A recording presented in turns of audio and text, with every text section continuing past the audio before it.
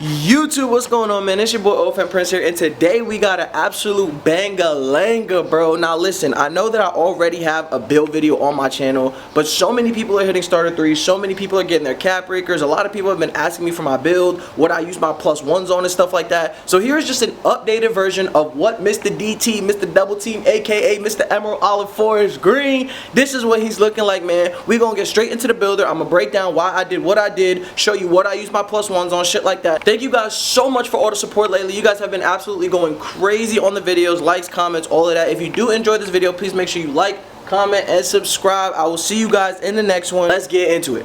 So I know that the archetype on the build does say 3-level scoring playmaker, but if you really look at the badges and you look at the build, it is actually a 3-level scoring playmaking shot creator. So coming into the builder, he is a point guard, 6'3", 190 pounds, 6'3" wingspan, and I'm going to tell you exactly why I did what I did. So for the wingspan, the higher that you go is the less that you get in mid-range and 3-ball. So I put it as low as it could possibly go to get the ability to get 99 3-ball, because if you don't know your cap breakers, you cannot cap break past what the actual max potential is. And here is the actual build. When I tell y'all, this is probably the best all-around point guard that you could have, that is absolutely viable to take to any game mode, 3s, 2s, 5v5s, rec, proving grounds, stage, wherever you want to take this build. It will be able to not only hold its own, but absolutely fucking dominate any game mode that you decide to throw it in. Now, there are a couple of things that I'm going to tell y'all that I would change if I could go back and change it. So when the game came out, I made this build on day 1. I didn't know anything about the game. I didn't even know about cap breakers. I had no idea about anything going on with the game. I quite literally just made this build off of the muscle. And so as you can see, I gave myself an 89 pass accuracy with a very low steal, because in my mind, I wanted to be a rec point guard, and not only did I want to be a pure point guard, I wanted to be able to get the passes through the defense, or if I'm playing on the threes, make full court passes, full court bounce passes, stuff like that.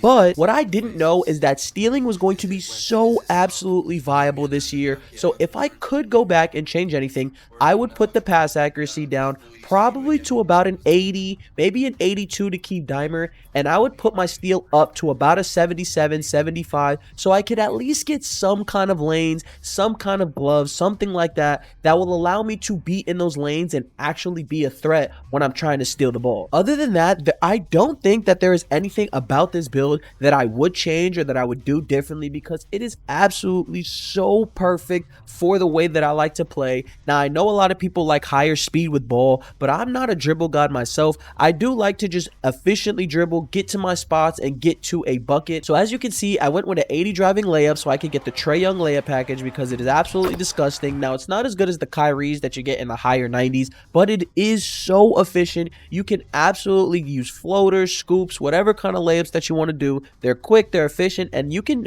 pretty much finish around any kind of big man. Now, of course, we have a higher mid-range, because what's a 3-level score without that second very, very important level? The mid-range is absolutely my favorite to go to. I do love the 3-ball. As you can see, I put a 96 3-ball, but that mid-range is so sweet to just absolutely break down your opponents. If they know that you're 3-hunting, they know that you have a 99 3-ball, they're going to expect you to try and dance on the perimeter, and if you can get past them, give them a little shimmy shake, and get to that mid, 86 mid-ball will absolutely be enough to knock down 70% of your shots. Now, if you don't know, in the builder, once you hit an 85 mid-range, you actually do get a pure green window, meaning that every single shot that you shoot in the mid-range has a possibility to be green. If you time it perfectly alongst your visual cue, you will be able to green every single shot in the mid-range. Now, of course, you're human, and there's no way that you're going to be able to time every single shot perfectly, but the opportunity to is so important when you're trying to break down defenders and trying to make yourself a 3-level threat. Of course, we have a 96 3-ball, because I absolutely love to shoot threes. The dopamine that floods in my brain from getting a green beyond the arc is absolutely amazing, and I wouldn't give it up for the world. Now, like I mentioned, there are a couple things. This is the actual build that I have. I don't have such a high free throw,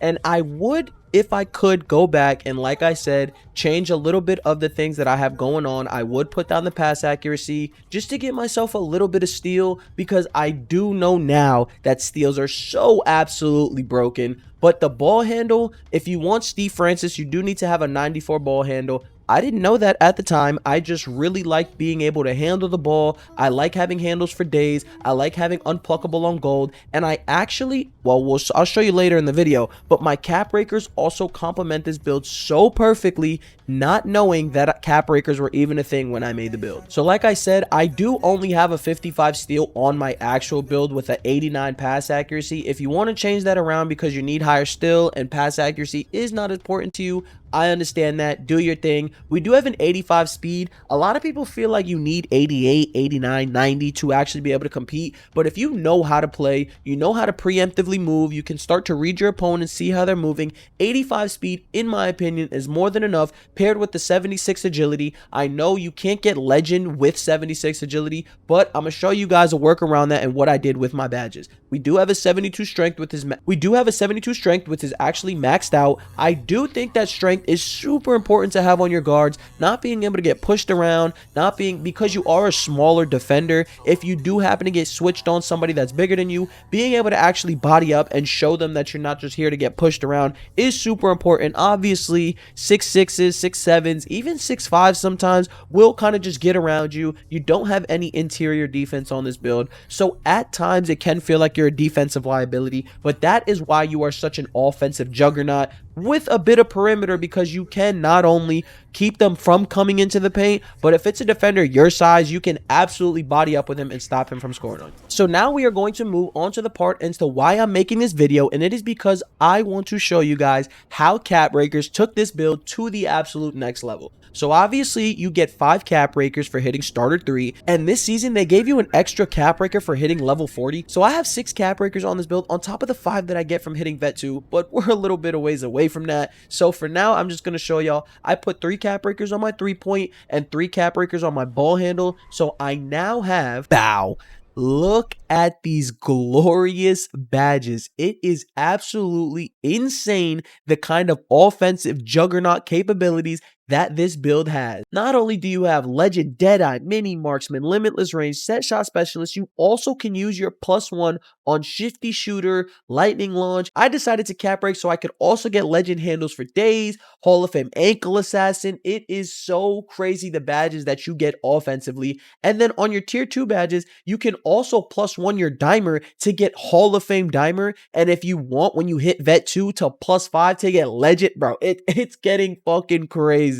As stated, I did use my tier 1 on shifty shooter. There are a couple other options that I would use, maybe legend lightning launch. I know a lot of people like to have legend unpluckable. There are a couple people that probably would use challenger on gold, but I feel like shifty shooter, especially paired with that mid-range, if you use midi maestro or a takeover like that, you get a 99 mid-range and you are just absolutely unstoppable. We do have Hall of Fame dimer. There are a couple other options, gold floater. You can get silver layup mixmaster because you do only have an 80 driving layup. So I do know off-ball pest on Hall of Fame, maybe, but with your size, I don't feel like it's worth it. Like I said, I did get legend handles for days because I used +3 cap breakers on my ball handle. It is so sweet. Look at this pie chart. If you guys don't know, the pie chart comes from your badges. If you have Hall of Fame or better badges, it's green, gold is obviously yellow, and so on and so forth. But this is the build. This is the sweetest, the most fun build that I have in my repertoire. I please implore y'all, if you have it, if you have leftover VC lying around, I know it's like spare gold nowadays.